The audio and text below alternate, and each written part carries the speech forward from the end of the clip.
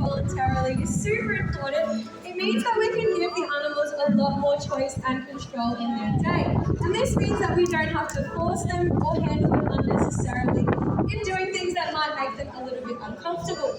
So like Hannah said, Colonel actually recently received a complete voluntary X-ray, which is absolutely incredible for an Australian pelican. And as I said, these guys are super intelligent.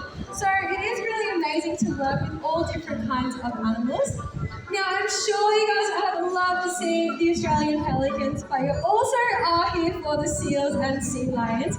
So I'm going to tell you guys a little bit about the next seal that we're going to be meeting. His name is Max, and he is an Australian sea lion. Now, we are super lucky here at SeaWorld to have 2 Australian sea lions. They're only found in Australian waters, and the species as a whole is actually quite endangered. So we do have 2 ambassadors here for the wild counterparts. Now, there are a variety of different threats that these guys can face out in the wild. Humans is a really, really big impact that not just Australian sea lions, but all marine life face. But luckily for us, we do have the SeaWorld Foundation available to help out any sick or injured marine life. A really common thing that does take place as well is entanglement. So we are able to help out any animals that do go through this situation 24/7 and 365 days a year. Now Max is coming on over to show us what can happen when an animal does get entangled in some fishing line. But Ella, this doesn't look very good, does it? How about we take this off for you, Maxie? Thank you. Now, do you have anything to say? Can you use my microphone? Okay, have we got a fishing and tackle box, Ella? Yes, we do. We do have them all around the coast as well. So it is making sure that we do this so that we can avoid this happening to any other marine life. Now, Max is our Australian sea lion. Please don't reach out and touch him. He's just coming over here to say hello. Now, you should be able to see him easily because he's got that beautiful blonde cap on his head and he doesn't know where I've gone, Ella. I think he's lost you. Maybe we can use what we call a recall to get him from one point to another. Max! Great job. Thank you, Maxie. I've mixed it up a little bit for him today because normally Max says hello to everybody at the very front of the stadium. So I've changed things for him, Ella. All right, Maxie, would you like to give everybody a big wave? Yes, good boy. Okay. Now, Ella, I mentioned he's got that beautiful blonde cap on his head. Yeah, so this means that an Australian sea lion has reached their sexual maturity. So basically, Max is ready for a girlfriend. When they're born, they're actually completely silver in coloration, and the females stay this colour for their entire life. Now, Max's best friend, Torre, is what we kind of call a bit of a teenager.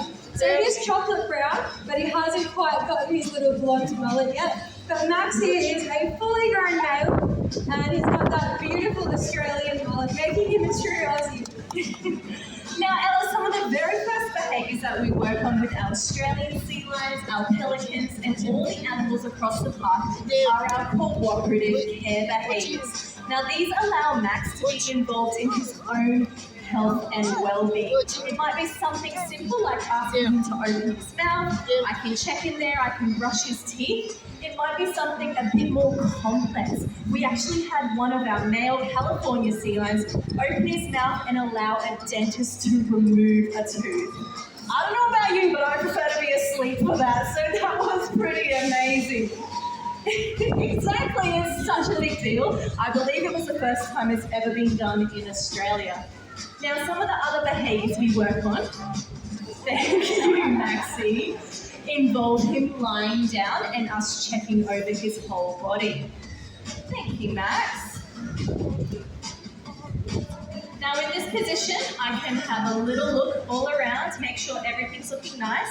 I can pop an X-ray over here.